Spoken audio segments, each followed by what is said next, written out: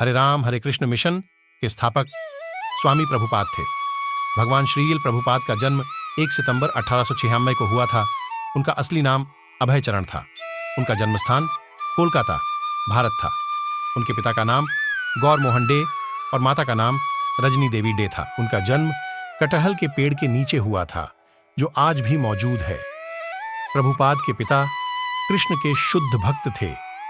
उन्होंने प्रभुपाद को बचपन से ही कृष्ण भावना भावित बच्चे के रूप में पाला।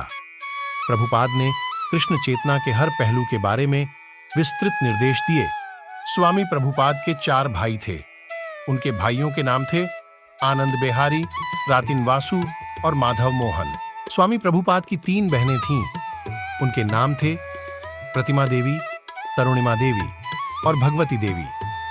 स्वामी प्रभुपाद के बचपन की एक रोचक कहानी यह है कि उन्होंने बचपन में एक बार गाय को देखा था, जो अपने बछड़े को चारपाइयों से धकेल रही थी। प्रभुपाद ने गाय की मातृ भावना को देखकर यह समझा कि मातृपूजन और शिक्षा का महत्व कितना अद्वितीय है। यह घटना ना उनकी जीवनी में एक महत्वपूर्ण प्रेरणा स्रोत बना। स्वामी प्रभुपाद की पत्नी का नाम राधा रानी देवी था। अभय चरण ने स्कॉटिश चर्च कॉलेज से पढ़ाई की। उनके पहले वर्ष के दौरान उनके परिवार ने उनकी शादी राधा रानी दत्ता से करने की व्यवस्था की। उनका सबसे बड़ा पुत्र प्रयागराज था।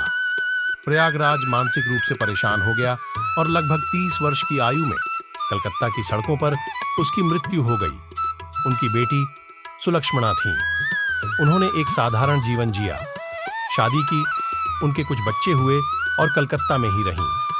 स्वामी प्रभुपाद ने भगवद गीता और भागवतम जैसे वैदिक ग्रंथों को विदेशी भाषाओं में प्रकाशित किया और भक्ति योग का महत्व प्राचीन संस्कृतियों में प्रस्तुत किया। उन्होंने विदेशों में भगवान कृष्ण भक्ति मार्ग को प्रचारित किया और भक्ति योग का महत्व समझाया। उनके प्राचीन संस्कृति को समझने के लिए उन्होंने अपने जीवन के कई क्षेत्रों में अनेक ग्रंथ लिखे। स्वामी प्रभुपाद का काम आज भी चल रहा है और दुनिया भर में भगवान कृष्ण के भक्ति मार्ग को प्रचारित किया जा रहा है। उनका योगदान आधुनिक भक्ति आंदोलन का एक महत्वपूर्ण हिस्सा है।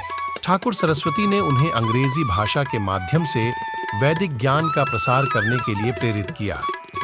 स्वामी प्रभुपाद ने विभिन्न साधु संतों से संग्रहित ज्ञान को समझने और व्यक्त करने का काम किया। 1965 में वे अमेरिका जाकर वहां वैष्णव धर्म की शिक्षा देने का कार्य शुरू किया। वहां उन्होंने ISKCON international society for Krishna conscious नाम संगठन की स्थापना की।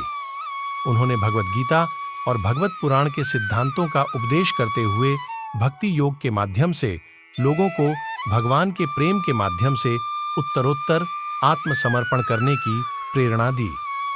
स्वामी प्रभुपाद की भाग्यशाली जीवनी ने उन्हें विश्व भर में कृष्ण भक्ति के एक उत्कृष्ट आध्यात्मिक नेता के रूप में प्रसिद्ध किया।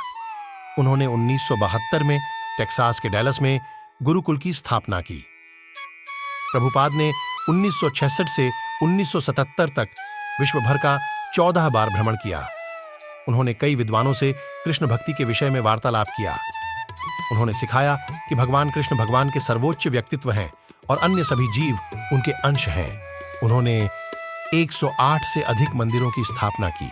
उन्होंने अपने शिष्यों को निर्देश दिया कि इस्कॉन मंदिर के 10 मील के दायरे में कोई भी भूखा नहीं रहना चाहिए। प्रभुपाद ने कृष्ण भगवान को खुद देखा था। यह घटना झांसी में घटित हुई थी। न्यूयॉर्क के लिए श्रील प्रभुपाद जी के प्रस्थान से पहले उन्होंने आचार्य प्रभाकर मिश्र जी के साथ झांसी में निवास किया था। उनके पहले शिष्य थे प्रभाकर मिश्र जी। आचार्य प्रभाकर व्यक्तिगत सफाई, शिष्ट व्यवहार और वक्तात्मक थे। वे एमए और डॉक्टर थे। प्रभुपाद जी की समाधि 14 नवंबर 1977 को भारतीय राजधानी नई दिल्ली में स्थित वृषणिवन धाम में स्थित वृंदावन में स्थापित की गई थी। उनकी समाधि वहां एक आध्यात्मिक आश्रम और प्रशिक्षण केंद्र के रूप में सेवित हो रही है। न्यू वृंदावन यह अमेरिका के वेस्ट वर्जीनिया में 8 वर्ग किलोमीटर में फैला हुआ आश्रम है। इस आश्रम को प्रभुपाद के निवास स्थान के रूप में बनाने की योजना थी, पर आचार्य प्रभुपाद ने 1977 में भारत की दिल्ली में समाधि लेने के कारण इस अमेरिका के आश्रम को प्रभुपाद के याद में न्यू वृंदावन नाम से इसका काम पूर्ण कर ISK कॉन सोसाइटी को अर्पित किया, परंतु उनकी मृत्यु के बाद 1977 में इसे संगठन के संस्थापक की याद में रखने के लिए संगमरमर, सोना और नक्काशीदार सागौर निर्मित होने की योजना बन गई। 2 सितंबर 1979 को यह एक श्रद्धांजलि मंदिर के रूप में समर्पित किया गया। न्यू वृंदावन समुदाय के नेता कीर्तनानंद स्वामी और समुदाय के प्रमुख वास्तुकार और मूर्तिकारक भगवतानंद दास इसके डिजाइन और निर्माण के प्रमुख शक्ति थे।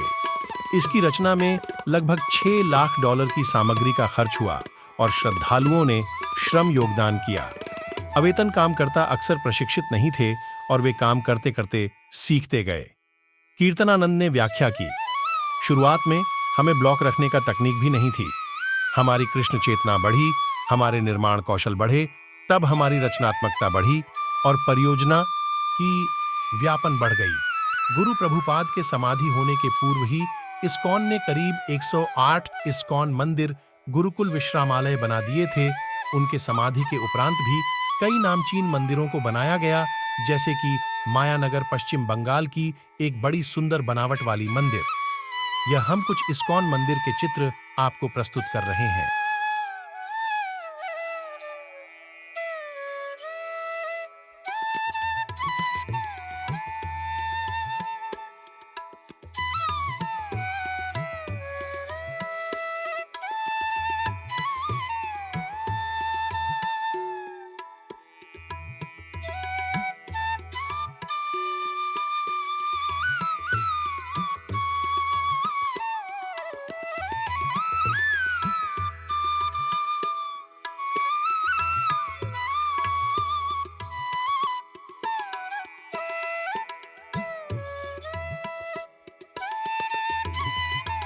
अगर आपको हमारा ये वीडियो अच्छा लगा हो तो कृपया लाइक करें, सब्सक्राइब करें और शेयर करें।